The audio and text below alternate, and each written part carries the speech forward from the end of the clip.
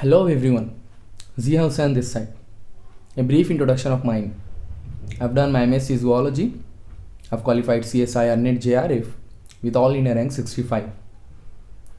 One more exam I've qualified, that's called as State Maharashtra, and the other one which is responsible for the admission of PhD called as PET. Currently I'm dealing with my PhD in the Savitribai Phule Pune University, Pune. Today we'll be dealing with the second lesson of genetics. So let's get started. My today's topic is important terms used in the inheritance studies. So the first thing first, if I'll be dealing with, it's called as allele, or what we call as allelomorphs. These are the alternative form of the same gene.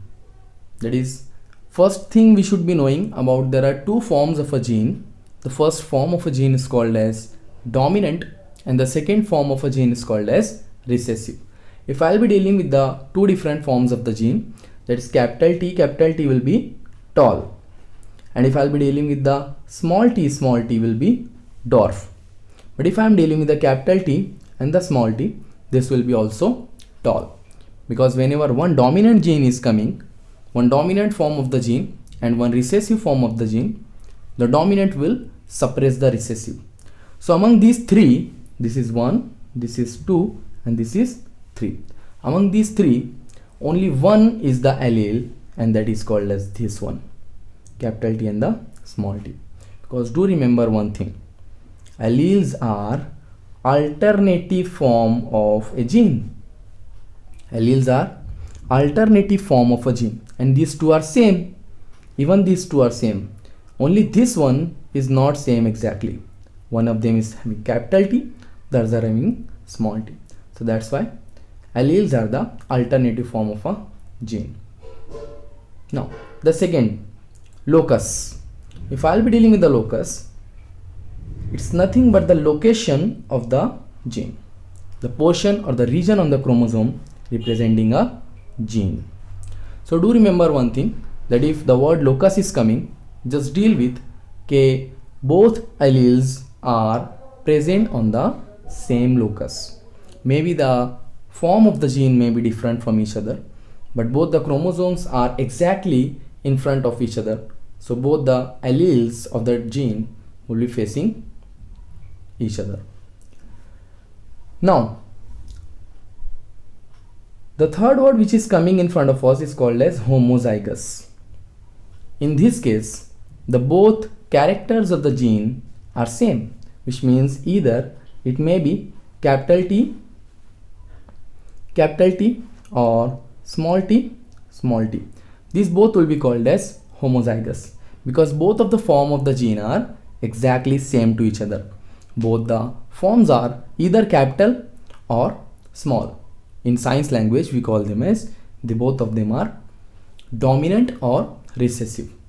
Now the next topic if I'll be dealing, that is called as the heterozygous. I have to go for, like you do know about these things, that in case of the heterozygous, if I'll be dealing with, hetero means different, and in case of the heterozygous I have to draw, that will be capital T and the small t. Both the genes of a character is like to be heterozygous or hybrid. So please deal with the case. Now if I'll be dealing, I have to go for the crosses. I'll be making another chapter, another lesson for that thing. Like I'll be explaining on the white paper about the crosses, how many different types of crosses are there, like the monohybrid cross or the dihybrid cross specifically you need to know. So the first thing here, the reciprocal cross. In this cross, two crosses concerning the same characteristic but with the reversed sexes, which means one of them will be the male and the other will be the female. So here you will be having two different sexes which will be crossing each other, which I will be explaining you in the next lesson. Now one of the most important word in the field of the genetics called as genome, the complete set of genes in a haploid cell. If I have to define genome in as shortest possible way, it is a complete set of genes in a haploid cell. complete set of gene in the haploid cell. That is nothing but the genome. The next term called as gene pool. Here, if I'll be dealing with the word called as gene pool, all the genotypes of organism in the population is called as gene pool. For example, if I'll be dealing with the eye color of Indians, so I'll be dealing with like the Indians have brown eye color, Indians have black eye color, and some of us have different eye colors like blue or green. So ultimately in the gene pool of Indian eye color will be black, brown, green and the blue. This is the case of the all genotype of organism in a population. Now one of the most important word in the field of genetics called as Punnett square. This is what Mendel used for his statistical calculations. It is a checkerboard used to show the result of the cross between two organisms. So please deal with the case. I'll be explaining you about the Punnett square in the handwritten notes. Now the next, back cross. Here like I should say like we are having like back cross, test cross, these two different crosses. So the first thing I'll be dealing with the back cross is it is a cross which is performed between the hybrid and one of the parent. In case of the plant breeding, back cross is performed a few times to increase the trait. For example, let's say like the father is capital T,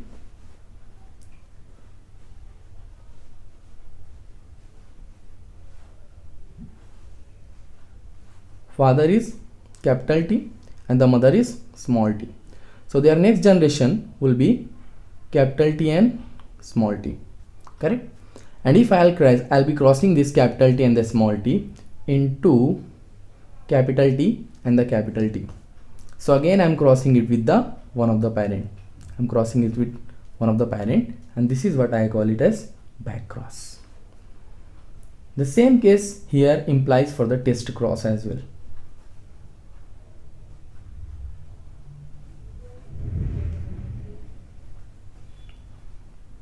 Now in case of the test cross, here I'll be having, it is a cross to know whether an individual is homozygous or heterozygous.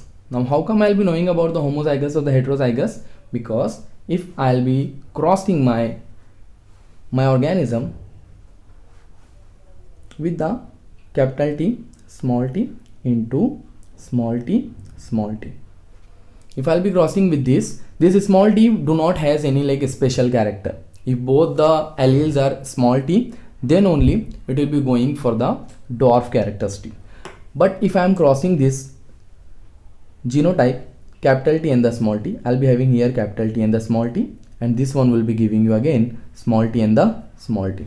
So this is what the explanation in front of us is coming, that capital T and the small t is giving you tall, whereas small t and the small t is giving you dwarf, which means this given individual was hybrid. This given individual was hybrid, and this is the test cross which is responsible to know because of the crossing with the homozygous recessive. So please deal with the thing. The last case but not the least case, but I'll be dealing is called as the hybrid. Specifically, the organism produced after crossing of two genetically different individuals is called as hybrid. I repeat, the organism produced after crossing two genetically different individuals is called as hybrid, which means this one is the hybrid. I'll be just drawing a cross and I'll be showing you what a hybrid will be. Okay, I have here capital T and the capital T. Again I'm crossing it with the small t and the small t. So I'll be having capital T and small t. Here I'm having capital T and the capital T, and I'm crossing it with the capital T and the capital T. I'll be having a new individual called as capital T, capital T. One another example, if I'll be dealing with small t and the small t, it's crossed with the small t, small t. So here I'll be having small t, two organism. So if I'll be asking you which one is hybrid among these three results, 1, 2 and 3, which one is hybrid among these three results? Hopefully you will be getting onto the correct answer. It's this one. This is a hybrid because this is the one which is having two genetically different, which is having two genetically different individuals characters. Hopefully this video is helpful for you. Thank you very much.